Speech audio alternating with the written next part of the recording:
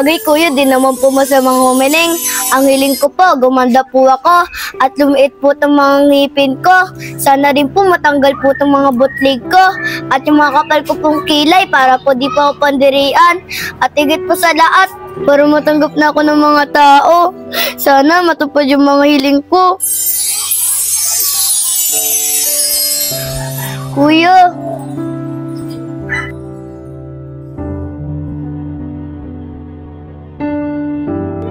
Ay, hanggang pangarap na lang talaga. Sinungaling si kuya. Sabi niya gaganda daw ako. Humiling lang daw ako. Tsaka malabo mangyari sa akin yun. Maganda agad ako. Ba't kasi ganito yung mukha ko? Oh, Betchay, ba't na naman tinitignan mo na naman yung mukha mo sa salamin? Eh, paano ba naman, tay? Lahat na nakakakita sa akin. Inaasar ako. Ang pangit ko daw po.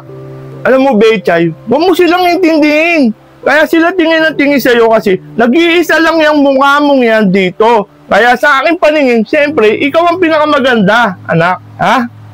Tatay naman, nabubola pa. Alam ko naman na hindi ako maganda. Ano ka ba naman, anak? Hindi kita binubola. Siyempre, sa akin paningin, ikaw ang pinakamaganda, anak. Ay, sige na nga po, tay. O, sige na, anak. Di na to, ha. Papasok na ako. Ikaw nang bahala rito, ha. Sige po, tay. O, sige na, sige na.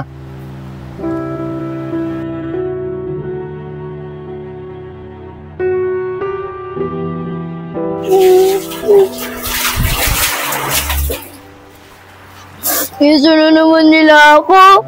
Kaya ayoko na lumabas eh. Kasi ganito yung mukha ko. Ayoko na sa gantong mukha. Hello, Betchay. Umiiyak ka na naman.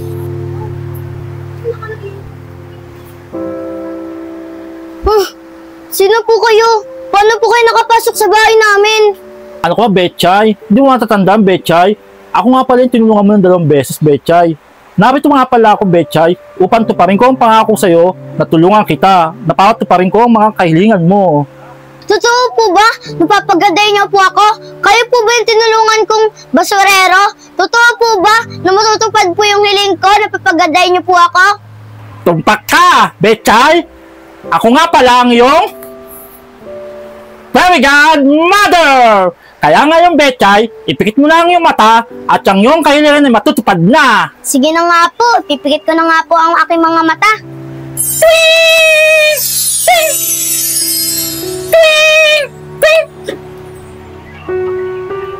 Fairy Godmother, okay na po ba? Fairy Godmother. Naku, nawala si Fairy Godmother. Baka imagination ko lang yun. At saka imposible akong gumanda.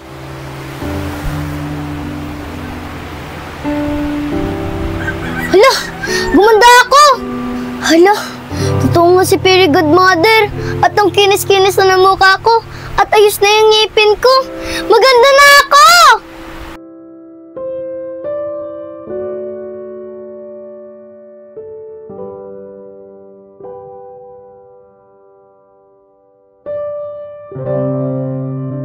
GC, saan tayo maglalaro ngayon? GC! GC! Wow, ang ganda niya. Ano ba yung sinasabi mo? Wow, ang ganda niya. Hi! Hi! Anong pangalan mo? Bago ka lang dito, ano? Oh, boys, relax lang kayo. Sino ba una ko sasagutin sa inyo? Ako! Uy, ikaw na lang. Pogi ka naman eh. Ano nga pala pangalan mo? Kasi bago lang kita nakita rito eh. Di nyo ba ako nakaalala? Bakit? Bigla ba akong gumanda? Ako to, si Betchay, yung dati niyong pinagdidirian at inaasar. Wow, Betchay! Ikaw na ba yan? Ang ganda mo! Oo nga, Betchay! Ano nangyari sa inyan? Sobrang ganda mo! Ano, gulat na gulat kayo, no? Pinangamot lang kasi ako ng tatay ko sa pinakamagaling na albularyo. Kaya gumanda ako. Paano ba yung mga pogi? Alis na ako, dyan na kayo. Kyle, sa akin siya. Akin yung JC. Sige, Kyle. Paligsahan na lang tayo kung sino magugustuhan ni Betchay. Sige, JC. Paligsahan na lang tayo. Malamang, ako magugustuhan yun. Ikaw malakas mangasar eh. Mama, parang hindi ka nangasar dun ha. Sige, paligsahan na lang tayo. Diyan ka na. Gandang-ganda sila sa akin. Maglaway sila.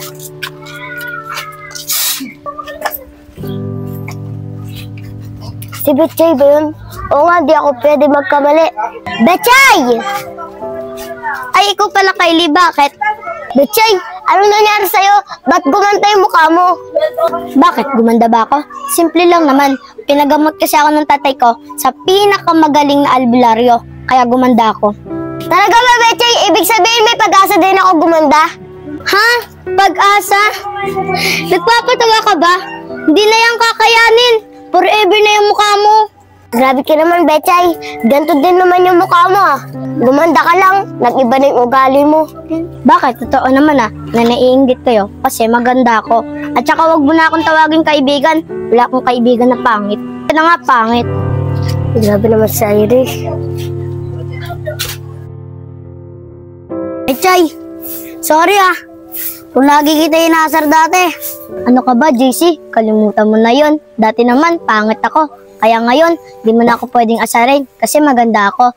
Pogi ka. Magugustuhan nga sana kita. Kaso sabi sa'yo ni Kyle, di ka daw nagpapatindamit at ang batot-batot mo daw. At saka ang laki daw ng mata mo. Ano? Sabi ni Kyle yun. Sinisiraan niya pa ako sa'yo. Siya nga nakikinig sa wifi namin eh. Madalo sa akin. Mag-away kayo sa kagandahan ko. Betchay, sana patawarin mo ako. Inahasal kita. Nadadala naman kasi ako kay JC. Okay lang yun, kalimutan mo na yun. Magugustuhan nga sana kita kaso sabi ni JC, ang baho daw ng hininga mo. Ano sabi ni JC yun? Sinisiraan pa niya ako sa'yo. Manda sa akin yun.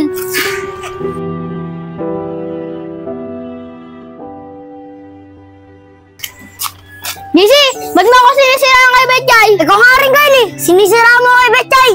Sabi mo kay Betchay, mabaho daw yung hininga ko. Ikaw rin naman, Kyla. Sinabi mo kay Betchay, di ako nagpapalit ng damit at hindi ako naliligo at malaki pa mata ko.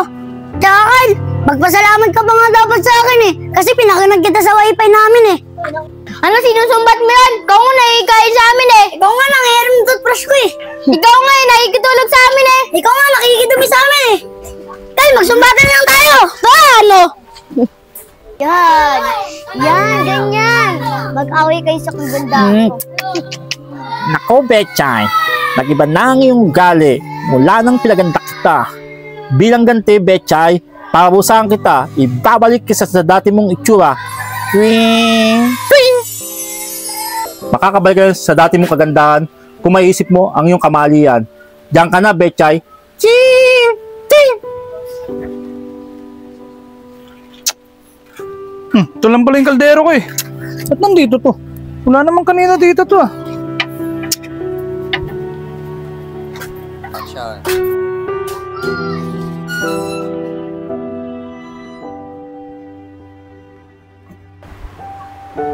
Alam mo, anak, may napapansin ako sa'yo. Opo, tay. Talaga pong mapapansin nyo tong pinakamaganda kong mukha. Siyempre, anak, maganda ka sa paningin ko. Alam mo ba, anak, may napapansin ako sa'yo. Bakit tuwing hapon ka na umuwi at tinaabot ka pa ng gabi? Eh, tay, dyan na naman po ako. Makikipaglaro sa mga kaibigan ko. Aba, may kaibigan na tong anak ko ha. Anak, hindi ka ba naman nila inaasar? Di nga po, tay eh. Kasi po, pinag-agawan po nila ako sa maganda kong mukha. Ang gusto ko sa'yo, anak eh. Positive eh. Ngayon, bibili muna ako ng ulam at pagkain natin. Tingin ko sa'yo, nagugutom ka na eh. O sige, diyan na muna ha. Ba't kayo ayaw maniwala sa akin ni tatay? Pwede naman ako, ayaw naman maniwala sa akin ni tatay. Hello, hindi pwede to. Bumalik na naman yung mukha ko. Yung ko ng gantong mukha, hindi pwede to. Very good mother, very good mother. Very good mother, very good mother. Nasaan na po kayo? Ibalik niyo na po ako sa pinakamaganda. Yung dating maganda po ako. Very good mother. Queen! O, Betchay, bakit mo ako hinahanap? May kailangan ka ba? Very good mother. Bakit po ganito ulit yung mukha ko? Tingnan mo ba, Betchay, kung anong problema mo sa sarili mo? Kung anong kaganda ng puso, siyang kaganda ng panlabas na itsura, Betchay. Kasi, Betchay, kung pangit ang kalooban mo, pangit din ang panlabas mong kaanyuan. Yan ang nangyayari sa'yo, Betchay. Ganun po ba? Di niyo po agad sinabi yung rules. Pero sorry po, kasi po, naging pangit po yung ugali ko. Sorry naman, Betchay. Hindi ko nasabi sa'yo ang rules eh. Pero sige, Betchay, pagbibigyan pa tayo isang pagkakataon. Pero pag ginawa mo pa rin ng ugali mong ganon, hindi na kita papagandahin pa. Promise ko sa iyo yan, Betchay. Opo, very good mother, di ko na po ulitin. Yung masama kong ugali, pangako ko po yun sa inyo. O sige na, Betchay, pumikit ka na. Para may balik ko na dati mong itsura. O eto na, Betchay. Ting! Ting! O ayan na, mulat mo lang yung mata. Very good mother, paano ko po makikita mukha ko? Kung gumanda na po ako, wala po tayong salamin. Ay, oo nga pala. Ting! Ting! O ayan, tignan mo ang itsura mo. Gumanda na po ako, very good mother. Salamat po Maraming salamat po, very good mother. Pangako ko po sa inyo, di ko na po ulitin yung masama kong ugali. O sige na, Betchay. Pakabait ka na, Betchay Opo, very good mother. O sige na, Betchay. Magkalaba pa kasi ako ng baro ng jowa ko. Twing! Twing! Maraming salamat po, very good mother.